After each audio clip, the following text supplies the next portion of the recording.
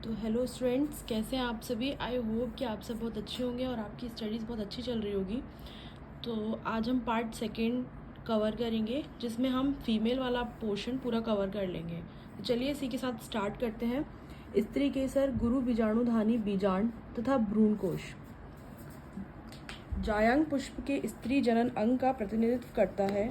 जायांग एक स्त्री केसर एकांडपी या बहु स्त्री केसर बहुअंडपी हो सकते हैं। यहाँ पर ये एक से अधिक होते हैं। वहाँ स्त्री केसर आपस में संगलित युक्तांडपी हो सकते हैं या फिर वे आपस में स्वतंत्र वियुक्तांडपी।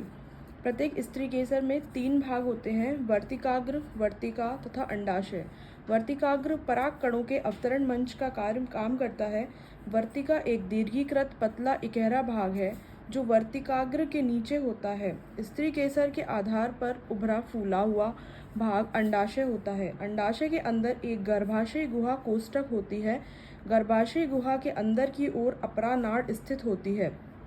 आप कक्षा 11 में पढ़ी हुई अपरा की परिभाषा एवं प्रकारों का स्मरण करें। अपरा से उत्पन्न होने वाली दीर्घ बीजाणुधानी सामान्यतः बीजांड कहलाती है। एक अंडाशय में बीजांडों की संख्या 1 गेहूं, धान, आम से लेकर अनेक पपीता, तरबूज तथा आर्किड तक हो सकती है।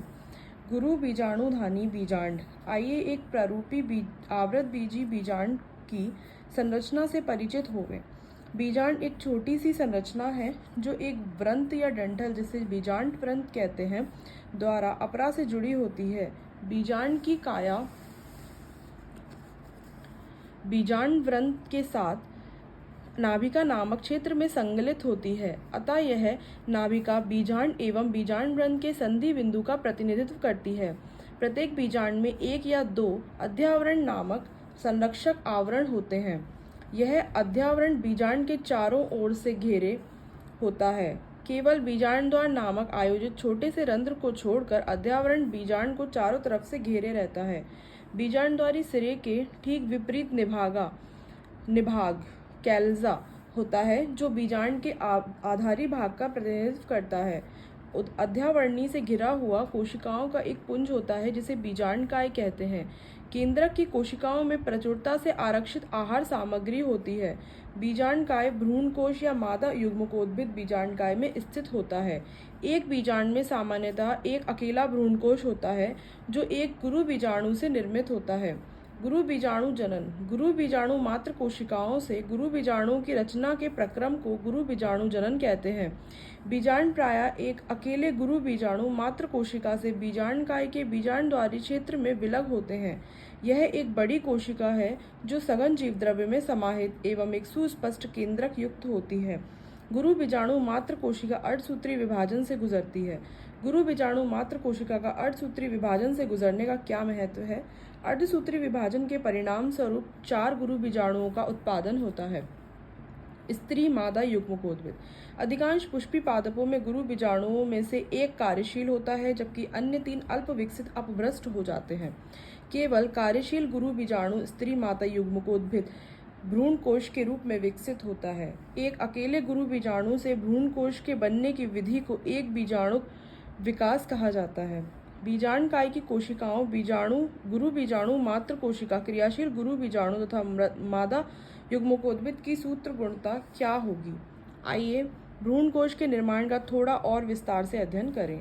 क्रियाशील गुरु बीजाणु के केंद्रक समसूत्री विभाजन के द्वारा 2 केंद्र की न्यूक्लियाई बनाते हैं जो विपरीत ध्रुवों को चले जाते हैं और 2 न्यूक्लिएट केंद्रीय भ्रूणकोश की रचना करते हैं जो अन्य क्रमिक समसूत्री केंद्रकीय विभाजन के परिणाम स्वरूप 4 केंद्रकीय न्यूक्लिएट और तत्पश्चात 8 केंद्रकीय न्यूक्लिएट भ्रूणकोश की रचना करते हैं।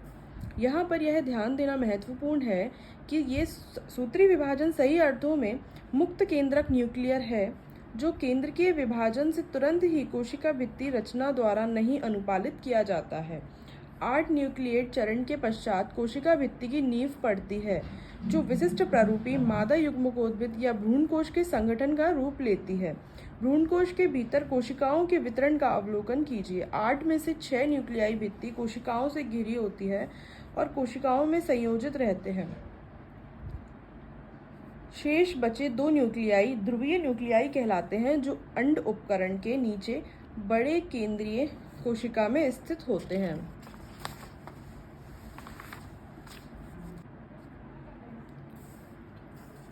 ये कुछ डायग्राम है। सबसे पहला ये आ डायग्राम है, ये बा है और ये सा है। तो ये बीजांड के अंग दिए हुए हैं। एक व्यापक गुरु बीजाणु मात्र कोशिका, एक डियाड तथा एक गुरु बीजाणु का टेट्राड चतुष्क प्रदर्शित है। ये देख सकते हैं, इसमें एक सेल है, इसमें 2 है, इसमें 4 है। बा वाले डायग्राम में भ्रूणकोश के 1, 2, 4 व 8 न्यूक्लिएट चरण तथा एक परिपक्व भ्रूणकोश, ये देख सकते हैं आप, ये परिपक्व भ्रूणकोश है। ये है परिपक्व भ्रूणकोश का एक आरेखीय प्रस्तुतिकरण, जिसमें ऊपर की साइड और नीचे की साइड ये बताया जा रहा है कि बीजांड का बीजांड द्वार शीर्ष दिखाता है।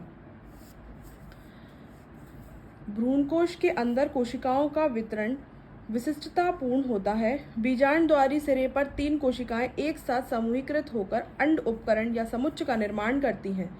इस अंड या समुच्च उपकरण के अंतर्गत 2 सहायक कोशिकाएं तथा एक अंड कोशिका निहित होती है।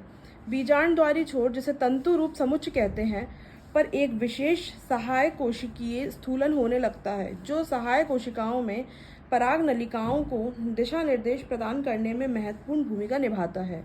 3 अन्य कोशिकाएं निभागीय कैलेजल छोर पर होती हैं। प्रति व्यासांत एंटीपोडॉल कहलाती हैं। बृहद केंद्रीय कोशिका, जैसा कि पहले बताया गया है, में 2 ध्रुवीय न्यूक्लियाई होती हैं। इस प्रकार से एक प्ररूपी आवृतबीजी भ्रूणकोश परिपक्व होने पर यद्यपि 8 न्यूक्लिएट वस्तुतः 7 कोशिकीय होता है।